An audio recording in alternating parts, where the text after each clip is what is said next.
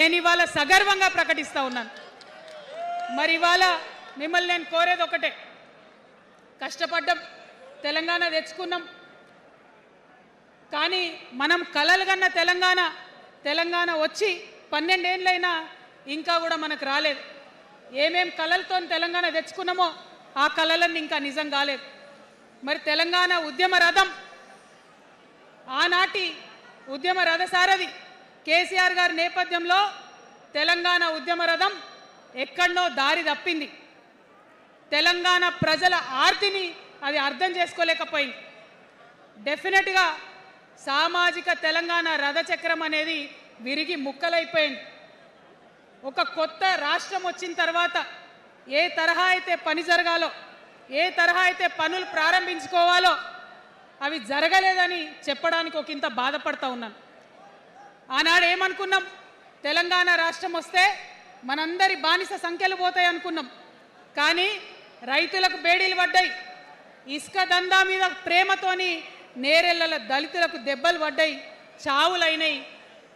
ఒకరిద్దరు కలిసి మాట్లాడుకోవాలంటే ఎవరి ఫోన్ ఎక్కడ మానిటర్ చేస్తుండ్రో అని భయం, వ్యక్తిగత స్వేచ్ఛ లేదు.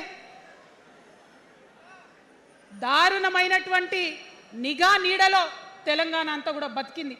ఇది వాస్తవం. మనం అనుకున్న కలల తెలంగాణ రాలేదన్నది ముమ్మాటికి వాస్తవం. మరి అటువంటి సందర్భంలో నేను ఇవాళ మీ అందరికి ఒక మాట చెప్పాలి. ఆనాడు పరిపాలించిన కుటుంబంలో నేను కూడా ఒక భాగం. ఆనాడు పరిపాలించిన కుటుంబంలో ఒక భాగమైనందుకు కొన్ని విషయాలకు నేను సిగ్గుపడతా ఉన్నాను. తెలంగాణ ప్రజల్ని క్షమించమని కూడా కోరుతా ఉన్నాను. కానీ తెలంగాణ సాధించినందుకు మాత్రం చాలా గర్వపడుతున్నాను. నా జన్మ ధన్యమైందని చెప్పి భావిస్తూ ఉన్నాను. మరి అనేకమైనటువంటి తప్పులు జరిగినాయి, అనేకమైనటువంటి నేరాలు జరిగినాయి. అనుకున్నటువంటి తెలంగాణ సాధించుకోలేదు.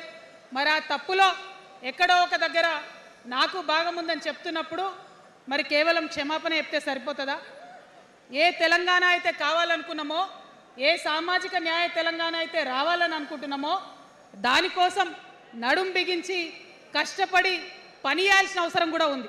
మరి ఇవాళ పని చేయడం కోసమే తెలంగాణ రాష్ట్ర సేన ఇవాళ తెలంగాణ ప్రజల ముందుకు వచ్చింది.